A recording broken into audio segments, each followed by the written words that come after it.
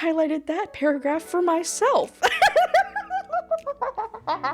And then all of a sudden, just as fast as the tension came, it disappears. They close the gulf of distance that was between them, and they're back to being little flirty banter hottie toddies wanting to bone. Sorry.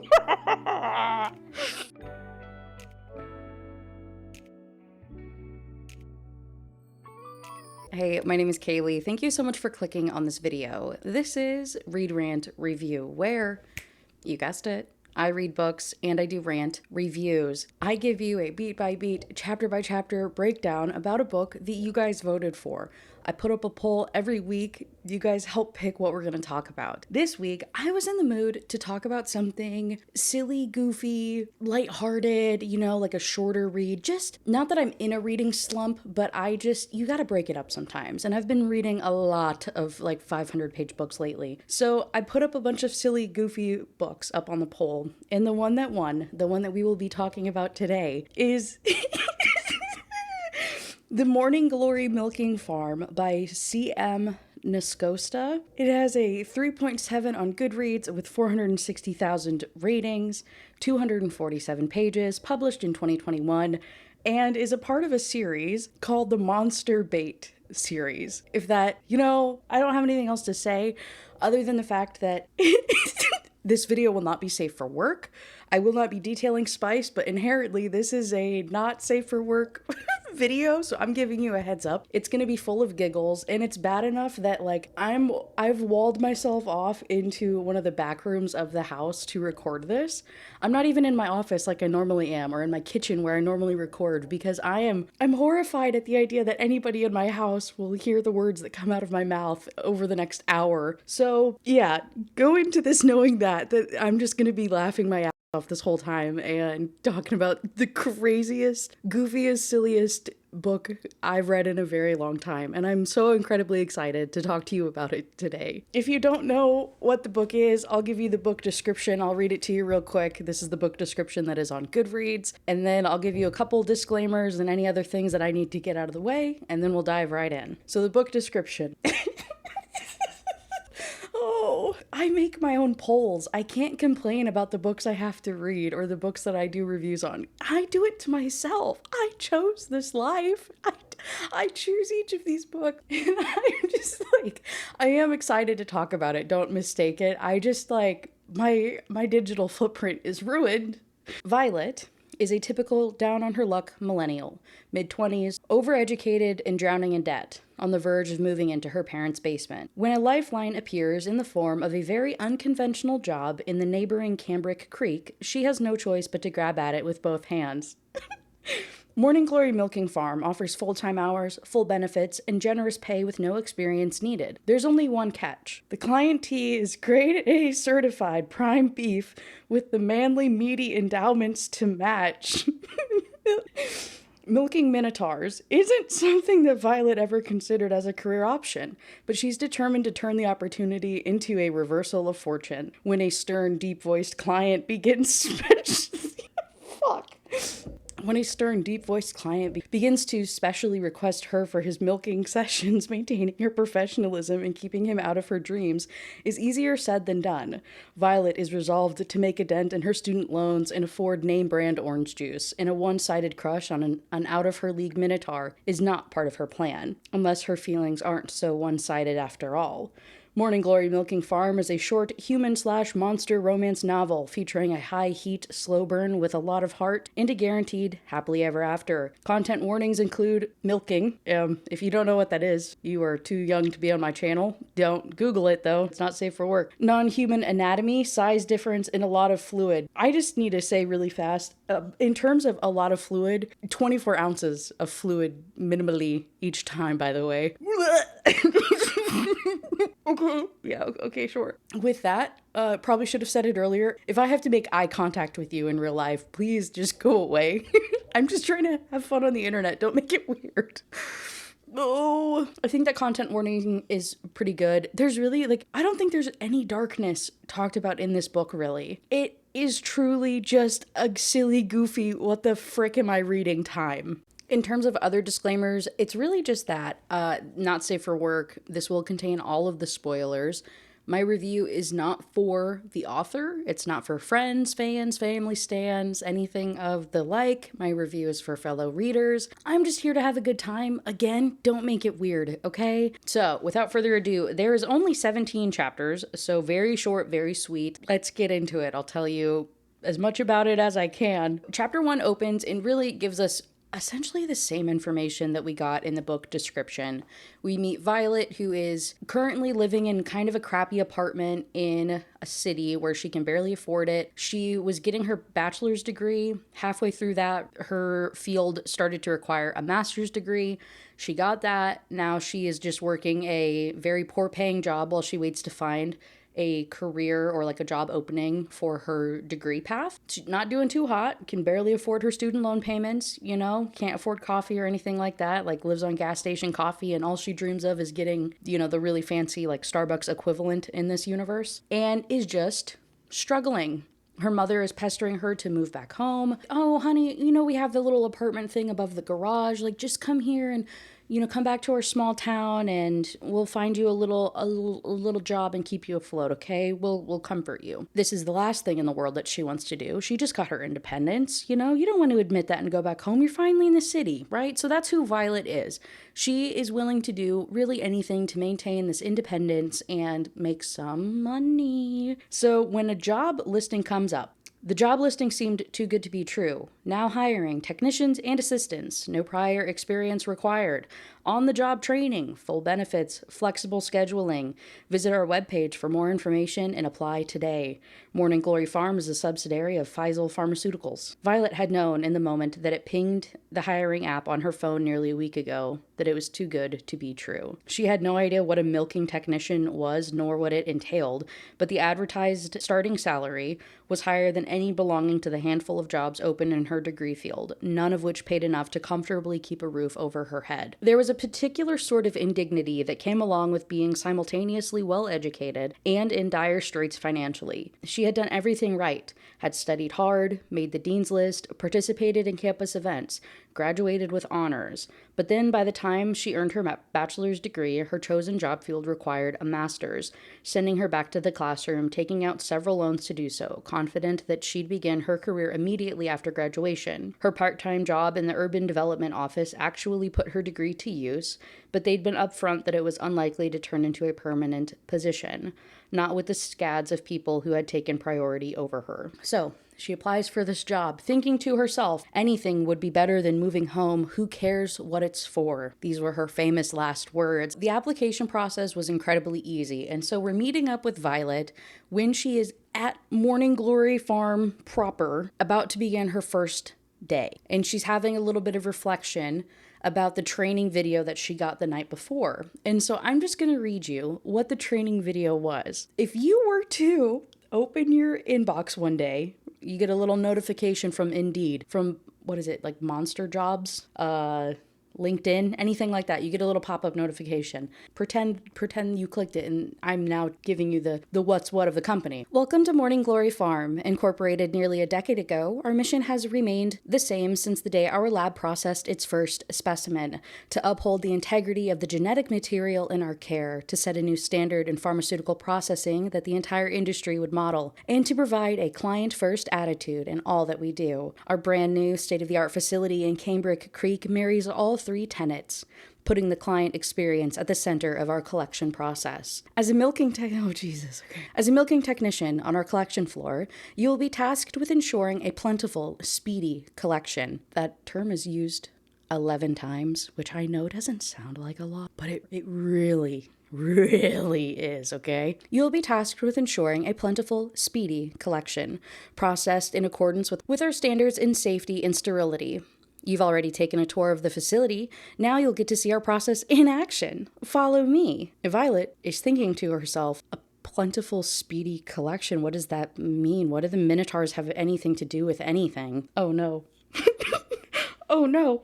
As you've already seen, our state-of-the-art collection rooms have been designed for both client comfort and ease of execution by our milking technicians. The bi-level design puts the tools that you need right at your fingertips, keeping the process seamless and efficient. A dedicated team ensures each collection room is fully stocked and set up for every client so there is no lag time, setting you up for success. Once your room is set up and your client arrives, you'll need to ensure the collection unit is loaded and your client clipboard in order. Then there's only one thing left to do. Her smile widened, showing a row of blinding white teeth offset with long, sharp, completely inhuman canines, and her hands raised, gripping without a moment of hesitation, start milking. Yeah, so they collect specimen from the Minotaurs to make this universe's Viagra, okay? So that's why it pays well. That's why it's a whole pharmaceutical thing. It's like a whole thing. The video then goes on to talk about how to go about getting a speedy collection. And toward the end of it, there's like a little robot piece that you can attach that then will do the collection for you. It's a whole thing. It's a very detailed thing. And then there's like the machines that like collect the stuff, and then you put a sticker on it and it goes on a conveyor belt and it gets taken away. It's a whole, again, it sounds very medicinal, right? It sounds very sterile. They talk about the cleaning and the wipes and the sanitation. There's like a laundry crew. There's like a janitorial crew that goes on, between each of the clients. It's crazy, dude. It's crazy. So she watches this training video though, and just keeps watching it like on repeat that night. And she has that night to decide if she's going to show up to the facility or not and like go through with this. Obviously, she's at the facility. Hey, she needs a check, right? Get your bag. Like, I don't know. It could be worse, I guess.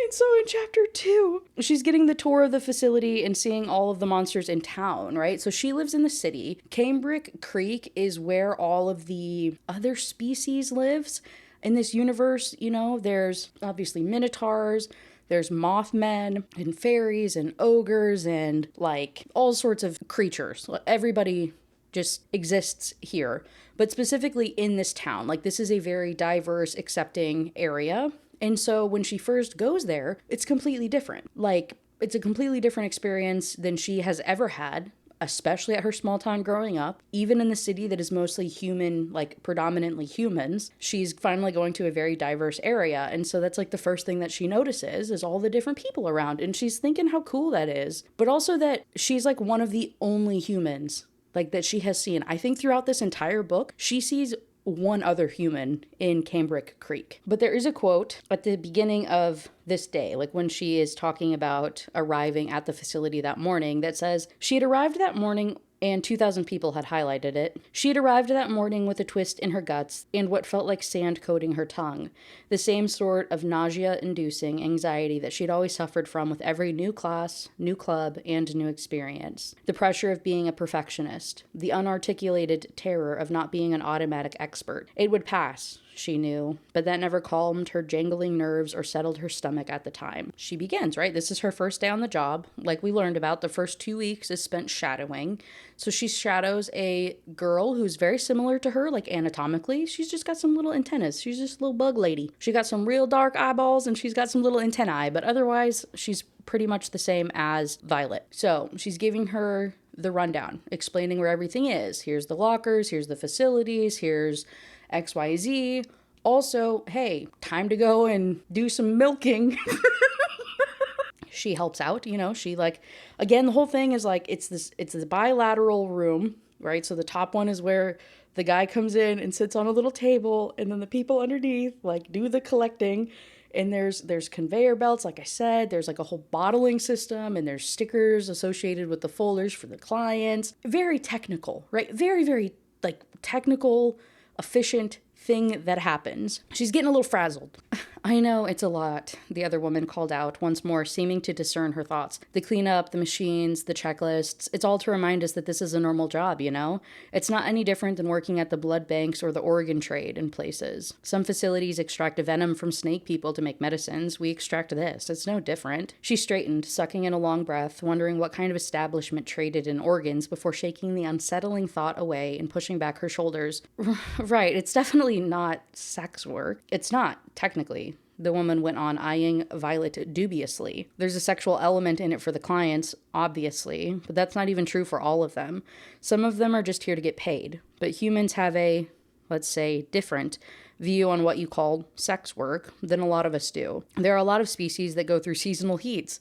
Did you know that? It's not just being horny, it's a medical handicap. Not everyone has the luxury of having someone at home to help them through it. Being a heat helper is a real job, you know, and a lucrative one. Seasonal assistance positions, they're called. It's more like home health care, I guess. You'll see soon enough. It's not sexual for us. No more than it is drawing blood. Okay. With the hesitations out of mind, right? With everything kind of figured out, the trainer touches base one more time. She says, okay, are you ready? And she's thinking to herself, the goal for every client is a plentiful, speedy collection. Violet felt her insides turn to jelly at the thought of seeing the collection process live in person already, but she squared her shoulders once more, nodding. She could do this. It sounds good to me. I'm ready for it. She was, in fact, not ready for it. Like, that's what it says in the book. You see the highlight I have? She witnesses her first collection. He is an earner.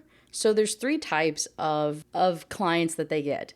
The earners will know the exact fluid ounce of what they are giving to the pharmaceutical company because they make money off of it, a lot. So those guys are literally only there to make a buck. And they're very picky and rushy and kind of treat the technicians like crap because they're just okay, let's go, figure it out. Don't mess this up for me. This is my paycheck. You know what I mean? Don't mess it up. Then there are the clock watchers, which are just the ones that want to do it as fast as possible and just get it over with. They come on their lunch breaks or they come between meetings or something and they just kind of do it for an extra bit of money, but they're not really in it for the money. It's just kind of a thing that they do, but they're very da, da, da, da, da, da, da, you know what I mean? Rushing through everything. And then there's a group of people called the good little cows that make it a thing. And they request that the technicians dress up in certain outfits, if you're picking up what I'm putting down. But they tip really well. But they actually make it a thing, not just a medical procedure. So in chapter 3, training is going well. She's a week into things and about to have her first supervised session. Instead of watching the trainer do it, she'll do it while the trainer watches, you know what I mean? So she's about to have her first client. So all of the other technicians in her are BSing in the locker room and they're talking about all of the different types of clients that they get. This freaks her out a little bit. She's very worried that her first client will be a good little cow.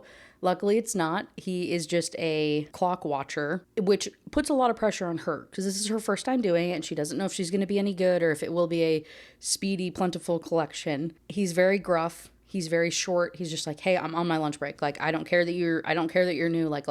Chop, chop. Freaks her out a little bit, but once she gets going, he gets into it. He's making noises. She gets into it. She's I don't know why I'm having this type of bodily reaction to this thing that I'm doing. I haven't had that this whole week that I've been watching all of these other clients go through this process. What the hell is happening? And she goes home that night and just can't stop thinking about him. The other thing too about the clients and everything in general is they can leave tips. So at the end of their shifts, they go and collect these little blue envelopes of tips that they received. And she got $100. And she's I can only assume who that came from. Girl, what the hell?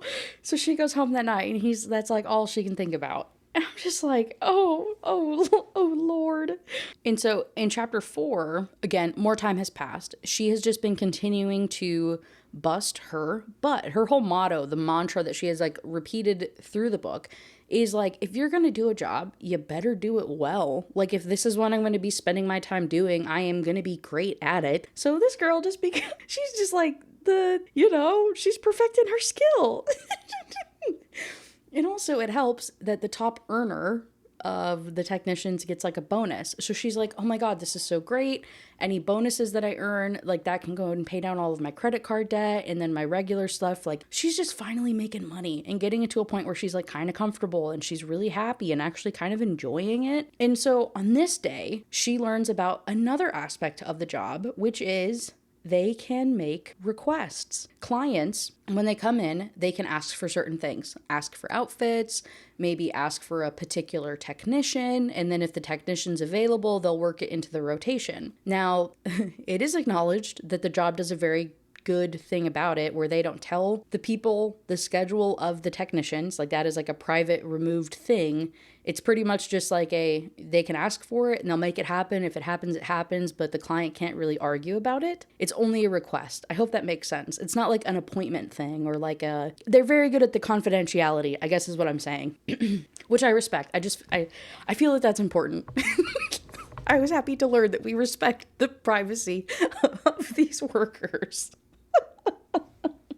So she gets her first request that day, her little stack of clipboards of clients that she'll have to deal with. And in one of them around lunchtime, I think, is marked as a request. And so she's like, I don't know who this could be or what this could be. Doesn't really matter though, because all morning as she's going through her shift, it freaking sucks. Just bad all around. The one guy's a super jerk. One of the guys, it's like his first time doing a milking session thing, and so it ends up being like a really big mess because like she didn't get the machine attached in time to do the collecting, and the other guy was just a jerk about a bunch of stuff. Like just bad.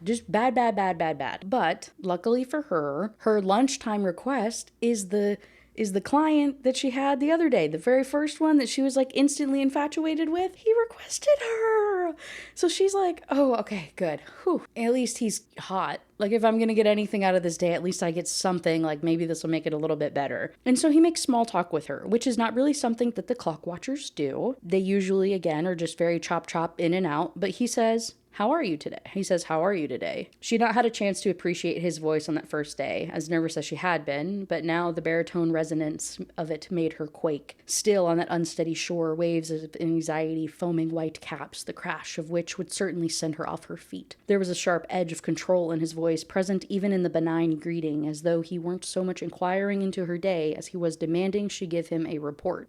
I'm well, she forced out a beat later. It's nice to see you again. Violet suffered a moment of heart-clenching panic, wondering if she had broken some social contract of non-acknowledgement, but he only nodded, the scrutiny of his chocolate brown eyes pinning her to the spot, in danger of being overtaken by the undertow in her mind until she turned away, moving to set up her station. Once again, she found herself glad for the paper mask that hid the heat burning up in her face. Yeah, so they wear masks and like I think hairnets and stuff. Like it's a very sanitary thing. Like this is what you would expect to see in like a hospital collection type thing. So her identity is pretty hidden, which she's also happy about, because if she ever runs into these guys in real life, she would like to believe that she has some air of anonymity. And it's the same thing for the clients. They have like initials and very limited information about them too.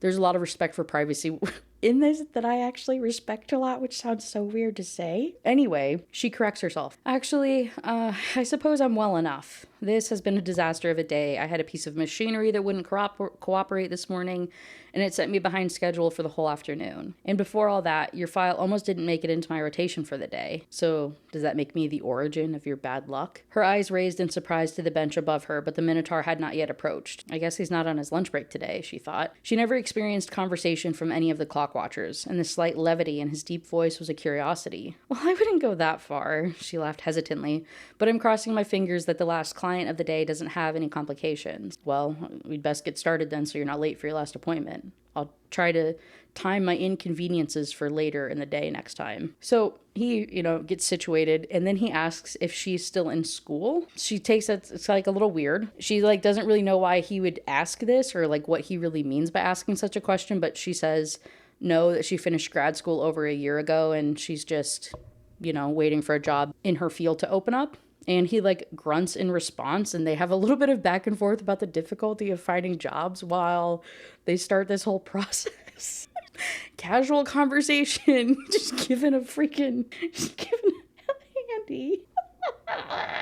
He asks if the company treats her well. It's so funny. And then they go into the whole actual, scene, and it's very detailed. I have never read such detailed descriptions of hands being in places before. This was crazy. This was next level. If you don't know this, I listen to the books with the assistive reader voice. So the little robot lady will read me my books while I drive to and from work. And so I'm driving. I'm just in stop and go traffic, just being read these horrifying, it's not horrifying, but you know what I'm saying, these such detailed accounts of this milking farm. I was already had these like sunglasses on, but I like wanted to put a baseball cap on, like put up a hood or something. It's like, I just hope nobody perceives me right now. This is so crazy. Anyway, at the end of the session, he asks kind of for clarification of like what the last slot of her day is so that he can time his inconveniences better. So he's just going to start booking at the very end of her day. How considerate. How kind of romantic. That's how she takes it. She obviously goes home with a lot of things on her mind that night that she just can't stop thinking of, and she's just a little mess over it. In chapter 5, she finally talks to her mom again and tells her that she found a job. Like, she's not looking for anything anymore. She's still waiting for something, in her field. But in the meantime, she's working at a pharmaceutical company and she doesn't plan on moving home anytime soon. Her mom is supportive of her, but also a little bit disappointed because she really wanted her to come home. She didn't want to move back home, didn't want to go back to the cookie cutter middle class human neighborhood where she'd grown up, regardless of what her mother wished. It had been a looming possibility before the job at the farm, but now that she was actually starting to turn the corner off Destitution Alley, she was loath to think of going back. And the milk toast human with whom she had made mud pies with as a child did nothing to sweeten the deal, despite what her mother hoped for. You're not moving back, and that's that. Time to focus on work. Milquetoast human that is being referred to is a guy that she had a crush on in middle school, that her mom is friends with his mom and trying to set her up. So the mom is like, yeah, honey, come home and, work this job and come back and meet this boy. Like, you guys would really hit it off and stuff. And she's just, mom's doing mom stuff. She was on her lunch break, though, talking to her mom. And she had gone to one of the coffee shops around the corner because she, again, can finally afford getting, like, fancy coffee from a shop. Upon her return to work, the coffee sucks. The phone call with her mom didn't go that great, but she has a new stack of clients and there's a little purple sticker on it. Her very last client of the day is a special request. And can you guess who it is? It's him. And there's immediate flirty banter where he tells her as much that he changed the schedule just to be accommodating to her, hoping that he didn't cause any trouble. They have a little bit more again, flirty banter, chit-chatting back and forth, and she says how she got coffee that day and how horrible it was.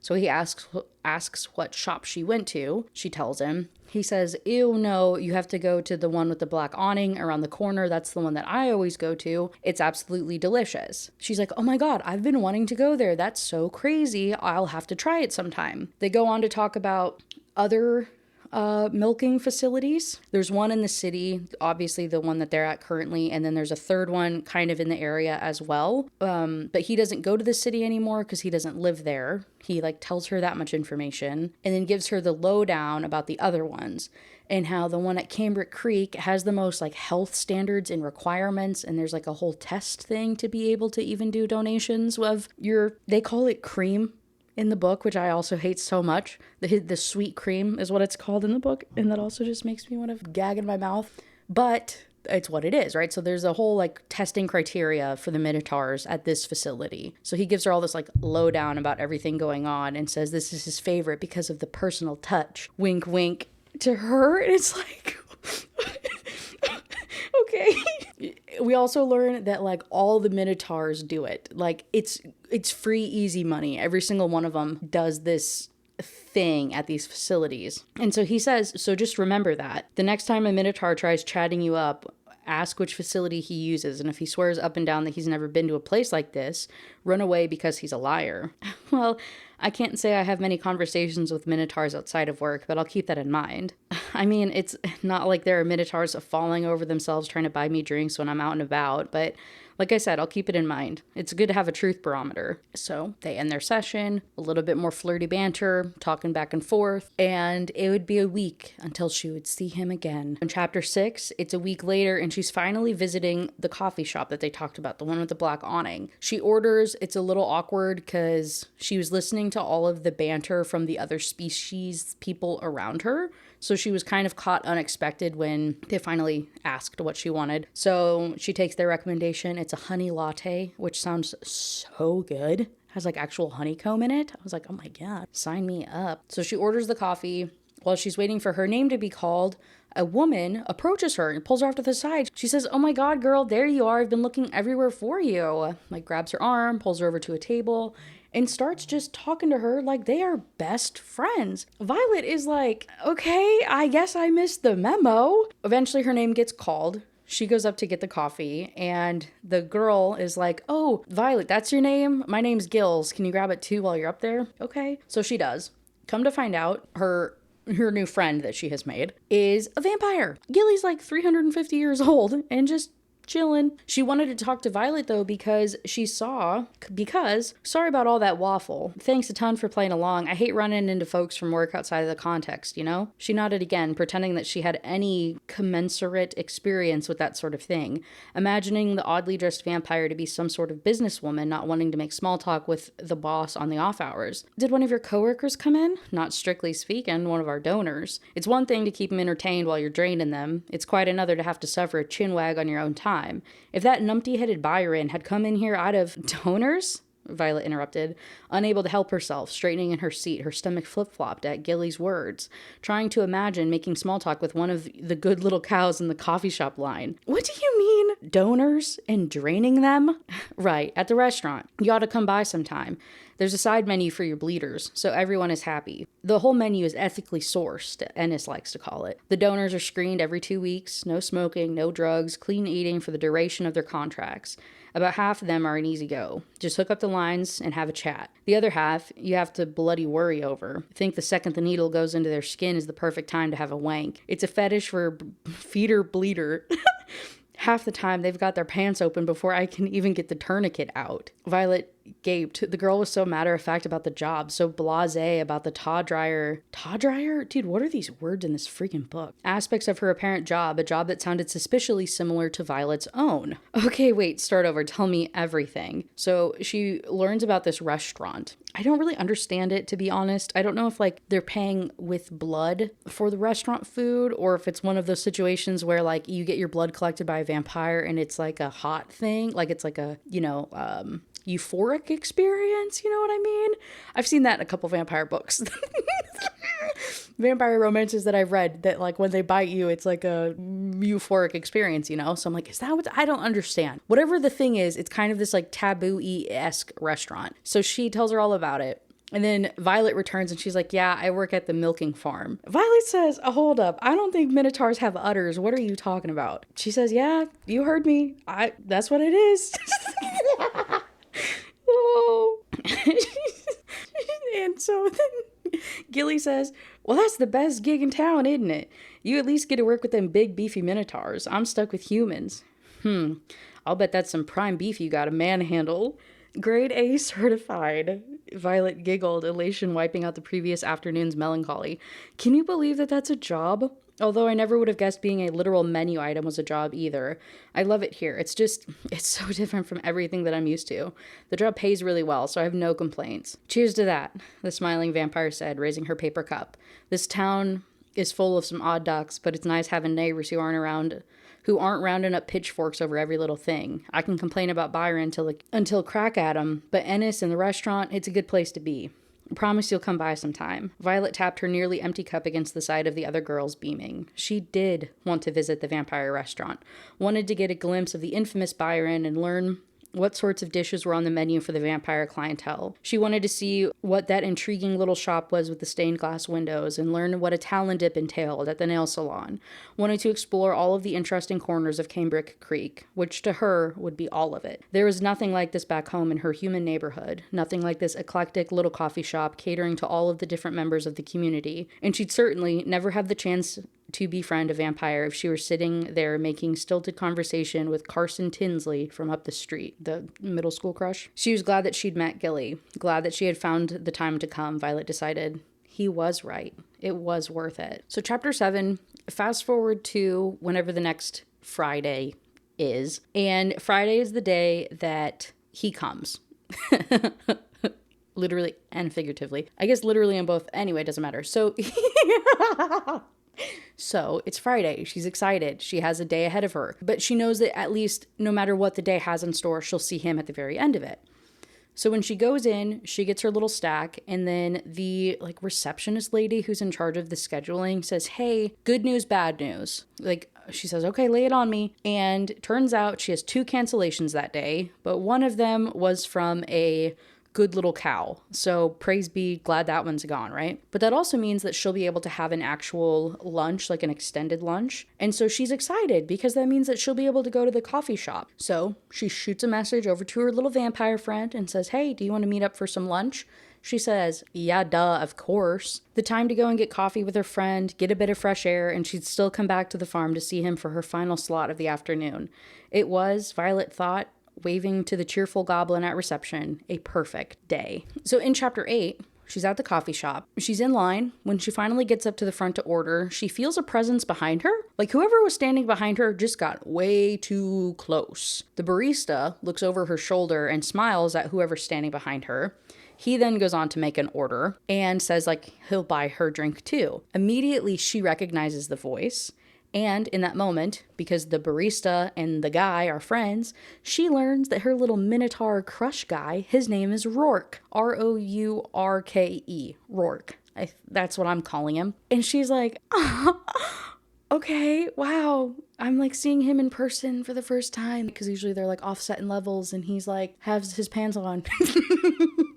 But like genuinely though, like the view of them is kind of weird, right? Even through the little floor cracks, she can only see so much of them, so she finally sees his whole body in person and she's like, oh my god. However, she doesn't have long to be excited because the barista and him are friends, and the barista says, Rourke, are you and Laurel? She's like, oh my gosh, Rourke, are you and Laurel coming to the block party this weekend? And he's like, I can't speak for Laurel. We're both busy and stuff, but I blah, blah, blah, tries to play it off. Violet doesn't hear any of this. All she hears is another woman's name, and she says, oh, I should have known that this was too good to be true. Obviously, he has like a wife or a girlfriend or whatever. I am so stupid. I've been sitting over here fantasizing about this guy. Literally, her creepy ass has been driving through neighborhoods, dreaming about where he could live and what his house looks like, and fantasizing about if the way he does things in the farm is the same way he would do stuff with her privately. And she's been like thinking of what kind of jobs he could possibly have and what his voice would sound like saying XYZ. Like she has been infatuated with this man, and her dreams come crashing to a screeching halt. And so she says, oh, okay. Ooh, tries to play it off, tries to be cool. It doesn't do very good. He tries to play it off though. He's still trying to be flirty. She might be a little weird, but he's hoping that it's just because they're meeting for the first time. So when their names get called, he picks up her cup and he says, oh, Violet, that's a pretty name. Hands it to her. They like touch hands for a second. They like touch hands. They touch hands and he's like, hey, so I guess you can't say that a Minotaur's never bought you a drink before. Oh, okay. If we didn't just have that soul-crushing ass moment a minute ago, I'd fold. I'm just saying.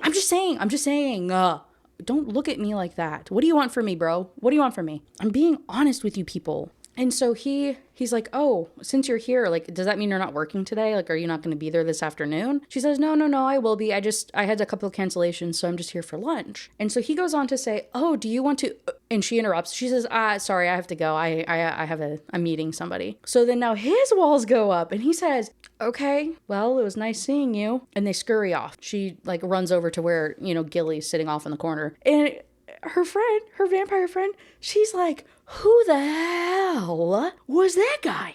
Violet plays it off. She's like, he's just a guy. I don't know. Why are you saying it like that? Gilly's like, I saw that tension. Oh my God. Y'all just need to bone. Y'all just need to get that out of the way. That was not just a guy. What are you talking about? She says, no, whatever. Still heartbroken. Genuinely. She's so heartbroken about him potentially having a wife-girlfriend thing, right? She's like, doesn't want to talk about it. It's so cute though. It's like so funny. And so in chapter 9, we're back at the farm and she just finished with an earner, right? One of the super busy business people. So immediately the second he gets his pants on, he takes a phone call. And so she overhears him talking and he's on the phone with somebody saying, maybe you can talk some sense into him, Janeth. I'm just saying, the second that ring goes in, that's it. It's all over.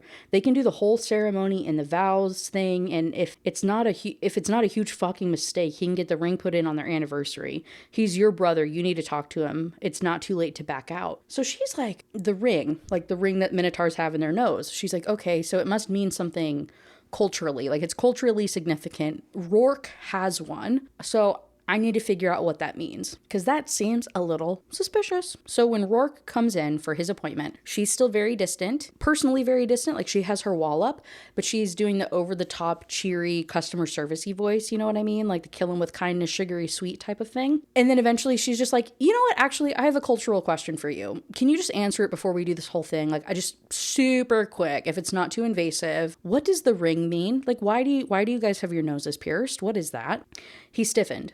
The weight of that afternoon and the great gulf of distance sitting between them. For a waited moment, he said nothing, his hands unbuckling his belt in slow motion. When he spoke at last, his voice was low and clipped. Historically, it's a symbol of ownership, being bound to another. The modern usage is almost always to signify being bound to another in marriage.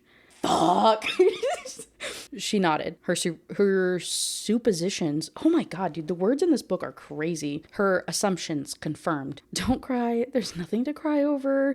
Maybe you can change your availability on the portal as soon as you get home and just never work another Friday again. So she's spiraling. She's like, oh my god, I can't believe I flirted with a married man. I'm such a piece of crap. I can't believe I fell for this. How dare I? Blah, blah, blah, blah, blah, blah, blah. He interrupts her thoughts, saying, I've been divorced for about 2 years now. I just haven't had the damn thing taken out. At first I wasn't ready, and now I'm afraid it's gonna hurt. The air in her lungs seemed to freeze, the blood in her veins slowing to a halt, leaving her suspended and immobile beneath the bench. Divorced? It took a moment for her brain to force her to breathe once more, culling the brief flare of hope. So he's divorced, so what? He's got a girlfriend then, like Laurel is still somebody. Well, I'm sure getting it removed couldn't possibly be more painful than having it put in the first place. She forced out in the same high-pitched, two-chipper voice. That doesn't change anything. Oh wait, hold on. High-pitched, two-chipper. Well, I'm sure getting it removed couldn't possibly be more painful than having it put in the first place. Does that make... I was like, I'm trying to go for bitchy because I know that's the undertone, but I know it's the high-pitched customer service. I wonder if that came out the way I intended. Anyway, so he comes back. He catches it. He knows what she's doing. He knows what she's saying, what she's implying. And so he says, how was your lunch date? His words were sharp, tinged with something else she couldn't immediately define, a question to which he demanded an answer. He straddled the bench by then, but had made no move to lean forward, and Violet had the feeling he'd keep her waiting indefinitely until she responded. It was very nice. I haven't been able to do anything in the afternoon like that for months. Thanks again for the coffee. So, sounds like you've got some fun weekend plans coming up. Oh my god! So, he says, Xena, who is the barista. Xena lives in the same development. She and her brother Xavier, the ram with the dreads, they own the coffee house together. Did you know that? She and her husband love throwing big block parties. It's always a little claustrophobic for my tastes, but I try to pop in when I can. Now she wants us to RSVP, which is asking a bit too much. Who's Laurel? There was no way her tone could be construed as anything but antagonistic. The fire engulfed her the instant that she spat the question out, mortification burning her alive, and she only hoped it would put her out of her misery swiftly. Silence seemed to fill the space like a tangible cloud. Violet wondered if she'd be able to back out of the room without earning his notice. If she crept like a mouse, backing toward the door, she might be able to wrench it open and flee before he could twist on the bench to catch her exit. Laurel is my neighbor. She lives next door.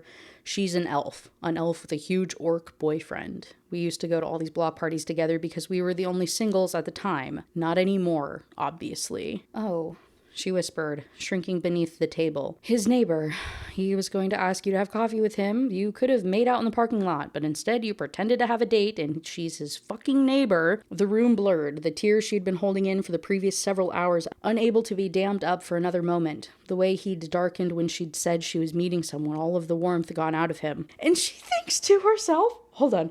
So part of the whole stalking thing that I mentioned earlier about the whole fantasizing about him was she can see his birth date. His birth date is listed on his file. And so she looked it up and he's a Capricorn. Hey, me too. I'm a January Capricorn. So I relate heavily. Does that explain a lot about me? Does that explain a lot about my channel? Is it all making sense for you people now? So she thinks referencing all of the astrology websites that she had read about to ensure their compatibility and to learn more about his personality. Since she couldn't do it in person, she would instead just learn his astrological sign and make assumptions from that. Okay, girl, we'll get to it. I relate to this crazy bitch a lot more than I would like to admit.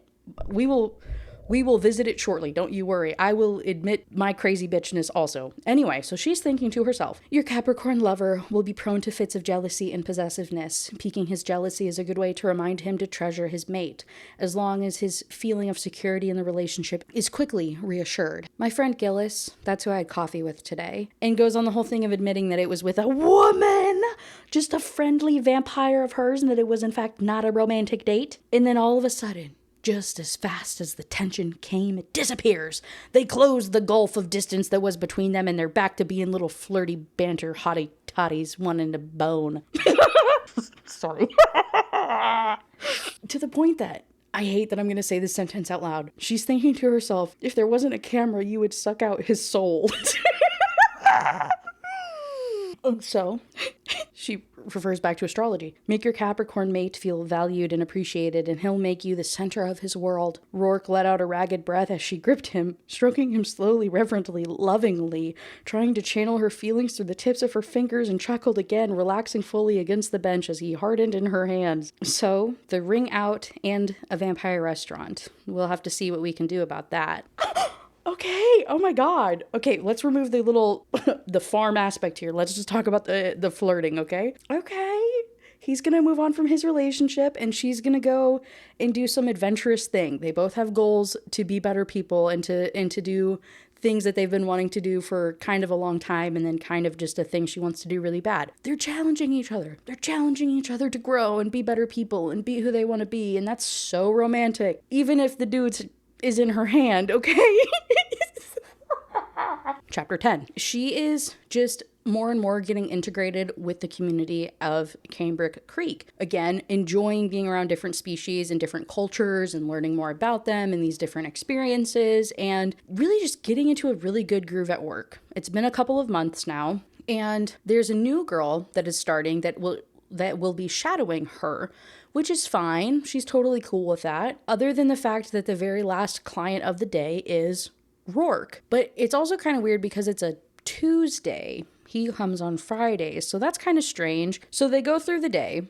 The trainee is not very into it. She is just doing the bare minimum, non-enthusiastically, has the machine do all the work to do this whole collection thing. And Violet, throughout the day, throughout the clients, she's like, hey, did you watch the training videos? Like, did you see what they were recommending? Like, maybe you need to do things a little differently. Try a different technique. The girl's like, why does it matter? It's just about collection. Like, why does it, who cares? I'm just going to use the machine. And she's just kind of like straightforward about it, not making it artful in any way. Just wham, bam, thinking ma'am, you know what I mean? So they go through the day. At the very end, there's a little bit of pent-up anger in Violet and not wanting to have this girl touch her man, even though that's not what it is, but that's kind of what it is. There's some jealousy there. So right before they go into Rourke's appointment, the very last one of the day, she snaps on the trainee girl. She says, you know what? You're not paying attention. You're not listening to recommendations. You need to watch training videos. And actually, I'm going to show you how it's done. You need to watch how I interact with him and then use that as like encouragement so that you know what you should be doing. Okay, crazy. So they go in there. Immediately, she announces to Rourke, she's like, hey, we're going to have a trainee here. Trainee girl, do the thing, like get stuff set up in the room. So she's like, setting up the stuff on the conveyor belt, wiping everything down, getting it all ready. And Violet, she goes to Rourke to kind of talk through the little crack in the floor, I guess, to like talk a little bit or whatever and make some small talk. And he immediately opens with, well, I'm doing it. I'm getting the ring removed. She's like, oh my gosh, that's a huge step. And he says, it is. He agrees, but it's overdue. And now there's an incentive to be free and clear, symbolically back on the meat market. His rich voice enunciated each word clearly as if he were giving a PowerPoint presentation, selling the benefits of his ring removal, the reverberation of which she felt down to her core as he straddled the stalks, leaning over to peer down at her. She wondered if he could see the way her skin had flushed, if he were able to divine the reason. And she's like, oh, I thought maybe it was someone new requesting me since it's Tuesday and you usually come on Fridays. Like, are you not coming in at the end of the week? He says, no, I'll be here. I've been needing to do stuff by himself, if you know what I mean, more often lately. Weekend, the urge was especially demanding. I thought coming in for a good draining might help take the edge off until Friday. Oh my God. And so then they get to business. Oh my god. Oh my god. Oh my god. When we cut to chapter 11, it's opening with Rourke saying, "You." His voice was accusing, and an affronted scowl creased over his broad, handsome face. Violet noticed immediately the absence of the ring in his nose. The unencumbered nostrils flared in indignation, feeling a pang of regret that she'd not been there to see him the days following its removal. Again, the words in this are crazy. I just need to make that clear. Not crazy in a bad way, just like I wouldn't expect to read the word indignation in a book about a milking farm, you know what I mean? And so she's thinking to herself, you don't need a one-sided infatuation, remember? The voice in her head was right. She reminded herself. The time away had been good for clearing her head of the cobwebs of senseless lust that she'd allowed to spool and stretch, obliterating her good sense and professionalism. Being back under her parents' roof and sleeping in her childhood bed for the preceding 2 weeks had done wonders for shaking thoughts of the messy-haired minotaur away, reminding herself of the bills that she needed to pay, the career she needed to actually start someday, the plan that she had for her life. Pining after a client isn't part of the plan, especially one like this, she exhaled sharply,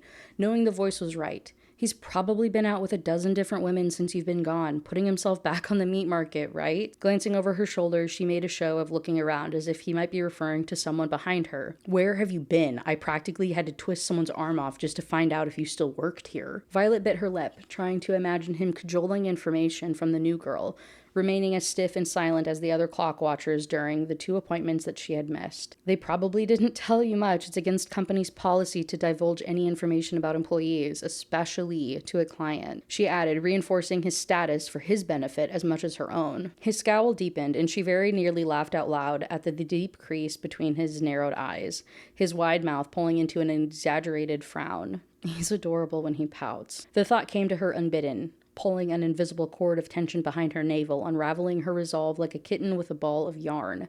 It didn't matter how many pep talks that she had given herself over the past week. Didn't matter what she had told herself about the futility of her crush or the inappropriateness of harboring such feelings for a client. The instant the treacherous thought crossed her mind, all of her willpower went crashing to the ground. He'd been there with her for every minute that she had been away, imagining his arms coming around her when she had cried and the warmth of his hide pressed against her at night. And it was foolish to attempt to persuade herself otherwise. Don't give me that. I can't believe you literally left me in the clutches of that amateur. I was chafed after the last time. Chafed. She was unable to hold in her laughter as she hooked the collection tank into the unit, ensuring the bottle rack was full and the hoses secure before turning to let him see her eye roll at his dramatics. It was the first time that she'd laughed in what felt like ages, and the fact that he had been the one to invoke it felt significant. So it's only her second day back to work after being gone for 2 weeks because of her Aunt Sally dying. She was very, very close with her Aunt Sally. Like, her and her mother both were. Her grandmother died at a young age. Aunt Sally kind of stepped in as a grandmother and mother figure to her own mother, if that makes sense. Huge deal, huge, like, maternal type figure. And so her passing was very hurtful. And so she took 2 entire weeks off to go and spend time at her mother's house. And so when this is only Violet's second day back from that, like, extended, bereavement period, and both days have sucked. Her very first client when she came back was a good little cow, and she's just been dealing with really creepy dudes or like people being jerks and bad stuff happening, and just like has not been great, right? Like, feeling funky. And so for her to finally see Rourke and for him to make her laugh and to feel good again is awesome. And so she goes on to tell him about her bad experiences that day, the last 2 days. The brand new client who didn't know what he was even doing. Like, this was his first time at a donation thing. She tells him about the good little cows and explains what that type of client dynamic is. And he says, "You're not trying to one-up me, are you?" he demanded. "Because I got stuck with stiff grip Sally for 2 weeks, and I thought she circumcised me at one point." I have not been able to forget the term stiff grip Sallies. Since I read that a couple days ago, that has been stuck in my head as an insult. That is the funniest thing I've ever heard in my entire life. She starts laughing hysterically. Then they eventually get to business, and she is just thinking about how much she missed him and how kind of guilty she felt. Like, she was home with her parents, with her family, back in her hometown, and all she could think about was him and wanting to talk to him and be with him and go and meet him at the coffee shop again and try that all over. Like, she is just having these kind of like conflicted feelings as they go through this whole, thing together. And it ends up being especially great. And so at the end of it, he's just like slumped over the chair and like he hasn't gotten up yet because he's like, I feel like I should have paid for that, actually. You guys are paying me. I feel like I should have paid for that. So she walks up the stairs for the first time. I guess they have the bi-level thing. I guess there's a little stairway. Anyway, she goes up there. There's no cameras up there. There's cameras down in the collection area, but for like client privacy and stuff, there's none up there. So she goes. She's just like staring at him as he gets up and gets dressed and whatnot. It's strange, he rumbled, adjusting his watch band, the picture of brusque professionalism. You see someone every week. You talk to them. They're part of your routine, your schedule. They become part of your life. You share a certain level of intimacy with them. You miss them when they're gone. You can almost convince yourself that you know them because you start to fill in blanks on your own, but you never really know. A vice had fastened over her heart at his words, so familiar to what she herself had been thinking over, and her face felt over-warm, the soft, hazy glow of her daydream, giving the past hour and her cheeks both a rosy flush, her eyes pricking with tears. You never answered me. Where were you? In an instant, the rosy flush fled, leaving the tears behind. She remembered that he'd not actually been there to comfort her over the last 2 weeks, and that he was right. He only knew her in the context of this place, of this job, and that wasn't likely to change. There was a death in the family. His broad face sobered in a flash, his forehead wrinkling. I'm so sorry to hear that. My condolences. Was it someone close? She had already turned, wondering what had possessed her to come up to the top level in the first place, robbing herself of the protective barrier of the breeding bench. Ew, I hate that term. Where she could hide away with her fantasies and not face up to the reality that it was all they were. Tears blurred her vision, and her voice seemed to stick in her throat as she nodded, and she jolted when his giant hand rested on her shoulder, heavy and warm, the way that she knew it always would be. His eyes, when she turned, were filled with compassion. Let's get out of here. Grab some coffee with me. You can tell me all about them. I don't think that there's a better way to respond to somebody saying that somebody passed away that they were close to. Tell me all about them. What was your favorite memory? What was your favorite thing about them? It's so cute. This is like a side thing of like totally not really an appropriate grief conversation to be having in the middle of such a silly, goofy, hee hee ha ha book. However, just of a thing of advice, probably one of the greatest things in my opinion, in my experience, when talking to someone who has had a family member or someone close to them pass away, is to ask what their favorite memory is or their favorite thing about that person. There's so much like stigma almost that goes into grief of like, I don't don't talk about it. Don't touch the topic with a 10-foot pole. Like they're just going to burst into tears. Don't even bring it up at all. Like you're just kind of a douche if you even remind them even slightly that this person in their life died. When it's like for the person who's grieving, it's like, no, actually like I do want to remember them. They were a great person. I do still love them. I do miss them. I would love to talk about them. There's a lot more positivity that can come from it in that regard. So that's just some pro-life advice in my experience. Obviously it's still touchy for some people, but I've noticed that has actually been a very good conversation to have in those circumstances. So anyway, I saw that and I was like, oh, my heart. And she's thinking to herself at the end of this, she agrees. And he's like, okay, I'll go to the coffee shop with the black awning. I'll get a table in the back. You just come and meet me whenever you're done with your shift. Like, just come find me. And she says, okay. And she's thinking, this is it. You can do this. Coffee first, then tomorrow you can lock yourself into his house and never ever leave. It was, Violet was certain, a perfect plan. So in chapter 12, they finally talk. Yay! She finds out that his grandmother was a human, hence the form thing he's got going on, that they both were only children. It turns out that her mom, when she was gone for those 2 weeks, was in fact trying to set her up with the Carson Tinsley middle school boyfriend guy, and the mom was really trying to convince her to stay home. They admit that they miss each other, and he asks her to go to dinner with him the next day. Oh, it's so cute. There's a bunch more history and stuff between them, but I don't really need to read it to you because it doesn't really matter. Oh, the one thing actually, though, is he'd been married for nearly 5 years, had started his own company, owned a home in Cambrick Creek. He was a proper adult, a thought that left her shifting against the seat of her chair. She drove a car that had belonged to her aunt. The same generic orange juice was still in her refrigerator, and she had to save up tip money to even be able to come to this pricey little gourmet roaster. He is so out of your league. This night is going to end with him shaking your hand so he can enjoy a weekly hand job with a clear conscience.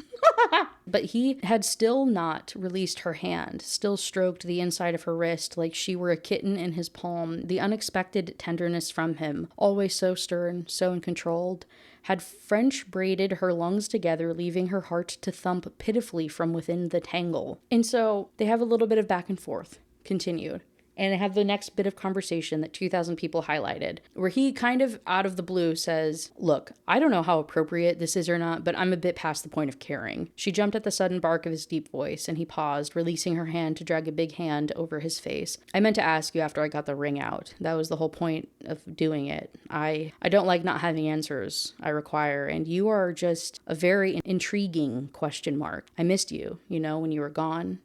No. And then they do the whole I missed you too. Oh my gosh, let's go on a date, right? And so in chapter 13, the vampire friend is giving her a Brazilian wax, in preparation for hopefully her and Rourke finally doing something physical that night. And we get a little bit of reflection. We get these vignettes, rather, right? These little scenes of dates and stuff that they've been on. She has lost count of how many coffee dates and dinner dates and hangout sessions that they've had, which I love in a book that is so short and in a relationship that is objectively could very easily fall into the cliche insta love by giving us a vignette recap over the last couple of weeks or months of them going on these little dates. You get the feeling of the relationship building, right?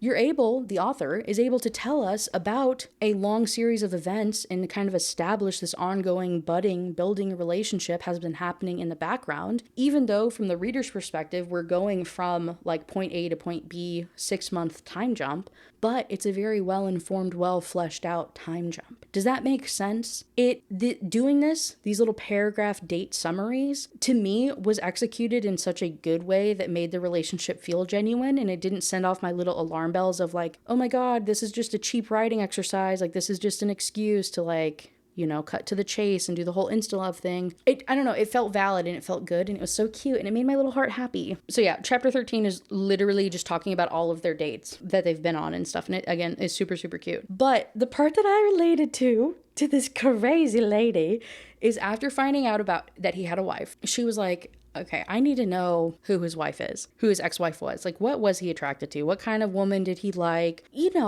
Comparison is the thief of joy, but you need to know some things sometimes. So she stalks his social media, but he really doesn't have any. And so in the end, she had found his ex-wife first. Most people's accounts were set to private these days, circumventing online snoops like her, but the glamorous woman with the crimson smile had public-facing everything. Profile after profile, different social media platforms that all linked together. Violet paged through the highly curated, glossy life of Herbal's former spouse, feeling more and more like a drab little mouse with every click. But she could never find any evidence of the two of them being together or that they were ever married. There was no trace on the internet of them ever being married until the closest revelation she stumbled on was a comment on one of the oldest pictures in the other woman's feed.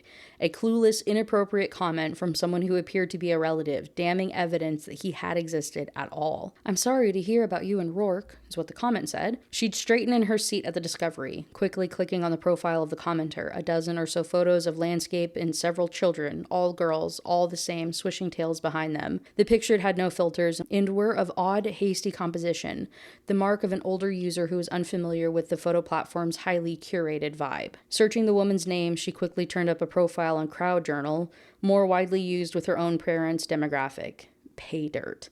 Hundreds of photos going back years. It didn't take her long to find what she was looking for. The album only consisted of half a dozen photos and only one with him. He towered over the bride, looking as neat and severe as he did when he loomed over her every Friday, if not a bit younger. And so then she goes to bed that night trying to think about maybe why did their marriage end? Thinking more and more about this wife and this totally different kind of persona from what she was on the feed compared to what she was in the wedding photo, very clearly just kind of different vibes. And this is where I would just like to say, I judge the lady, but I too am a cyber stalker.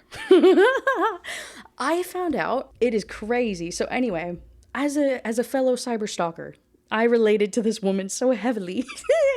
Then we cut to one of her dates with him. I think this is like the second or third date that they've gone on.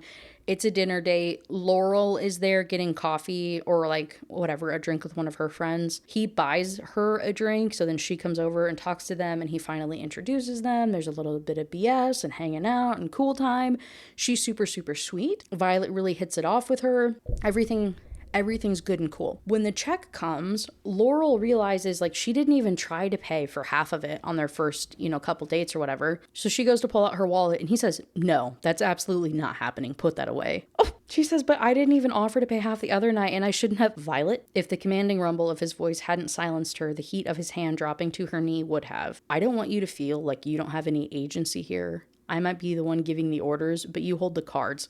Your comfort is the only thing that counts right now. If I overstep, I want you to know that you can tell me, but that's not happening. Don't think that I'm unaware that we're at different points in our careers. You can say no. You can say you don't want to see me again.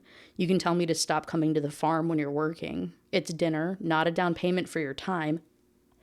But I'm in a position to comfortably spoil someone. So when you're with me, I'm spoiling you. End of story. I said, okay, I highlighted that paragraph for myself.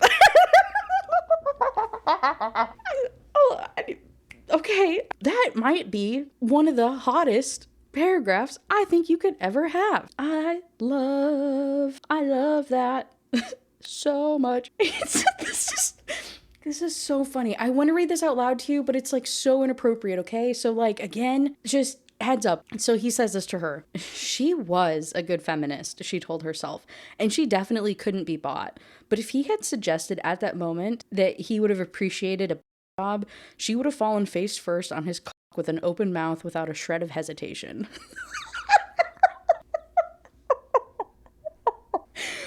Oh my God. So cut back more to little vignettes about them going on their date, and it's super cute. And she's just like upset because they keep having this like crazy flirty banter and he's just like not making a move and like not doing anything with her. And she's like, I don't understand what's going on. And finally, she needed to figure out what to do next, how to move things along, for she had the niggling suspicion that every time that she tilted her chin up expectantly, waiting to be ravished, Rourke was, in fact, waiting for her.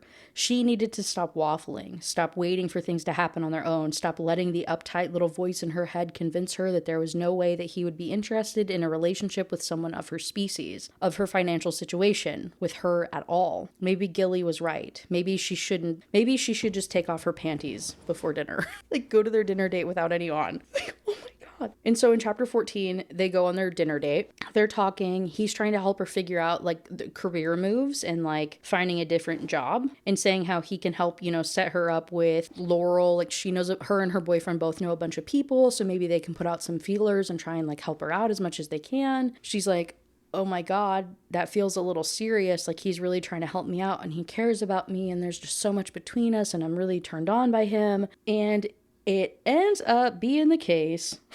She just keeps scooching a little closer and a little closer to him. And there's finally some action between the two of them in the middle of the restaurant, in the true style of the fucking Colleen Hoover book that I just read that talked about that, having stuff happen under a table at the Steak and Shake. At least this one's at a bougie restaurant with a tablecloth. Good God. Not that you should do that anywhere, but at least have some standards, Anyway, so then after that, they go to her place and she's like, come upstairs with me. And then they don't do it because he's like, you see how big I am in your tiny ass room? You really think I'm going to be able to do anything with you? And so then he instead just like is a gentleman and takes care of her. And he leaves and he says, you have your shift tomorrow. Like, it's a Thursday night dinner. He's like, I'm coming to the farm tomorrow. Pack a bag. After your shift, come over to my house and stay the weekend, and we'll see what we can make happen.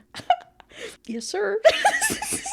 Okay. And so in chapter 15, it's Friday at the farm, her normal work shift. There's a bunch of banter back and forth between the two of them. It's a bunch of shenanigans and date night, and then, stuff happening between them. Like, the spice finally happens. Like, they finally actually fully hook up and stuff, which obviously I'm not detailing any more than that. So with that, with them hooking up, so begins the next little chapter of their relationship where they are like more formally together and trying to make things happen. And so in chapter 16, life all happens at one time. She applies for an apartment in Cambric Creek. One finally comes up. It is, so because of the whole like interspecies acceptance thing and everybody being there, and just how nice of an area it is, it costs a crap ton. The jobs are hard to find because nobody ever wants to leave. The houses are incredibly expensive and incredibly hard to find because everybody wants to live there. Like anybody who's not human wants to be there. So she's been fighting tooth and nail for weeks, months now to find a place. Finally gets the apartment, finally lands a job interview with one of Laurel's friends or something. So that interview is coming up.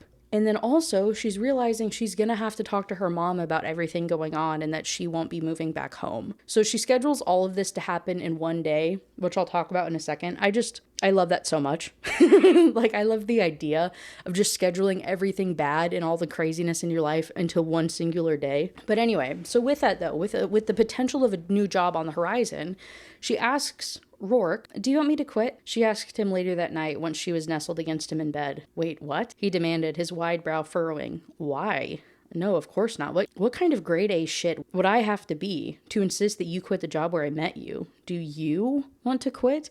That's your choice, sweetheart. You know I'll support whatever you want to do. It's not terrible working conditions, is it?" No, of course not. I really like it there. Everyone is really nice. I love the other techs, and the guys who are too into it are actually pretty far and few between when you tally up the days. I don't actually want to leave. I just want to make sure that you're still okay with it. And so she decides that she would keep 2 shifts a week at the farm if she did get this job, she decided. The extra income could be earmarked exclusively for paying down her highest interest credit card, leaving some more of her salary to go towards her loans. And besides, she hated the idea of any other technician handling her bull.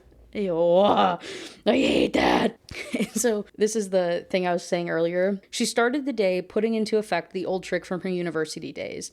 Pack as much trauma into a single 24-hour period and save the rest of the week for the outcome. She was nervous over the phone call home she needed to make, nervous over her interview that afternoon. Best combine the two and get it over with. So on her way to the interview, she calls her mom and tells her pretty much everything, other than the whole farm thing. But she says, "Hey, I'm dating a Minotaur. He's a serious boyfriend. I am moving into Cambric Creek. I found a job. I'm not coming home. Sorry." Mom's a little upset, but she gets off the phone call and doesn't really want to hear the nonsense. She pretty much just says, "Accept me or you don't. This is what's happening though." And so she then goes to her interview. It kind of does a whole fade to black interview scene. And then we go into chapter 17, the very last chapter of the book. He is at the farm. They just finished his session and she comes up to talk to him and he asks how it all went. And she says, "Yeah, I got the job and I got the apartment." And he says, "I hope it's a short-term lease." She says, "Yeah, it's a year and then month to month." "Perfect," he murmured. "I wouldn't unpack everything if I were you." It was a relief that the new job would be flexible because she'd hate leaving this place, Violet considered. Morning Glory Farm had indeed been a lifeline in more ways than one.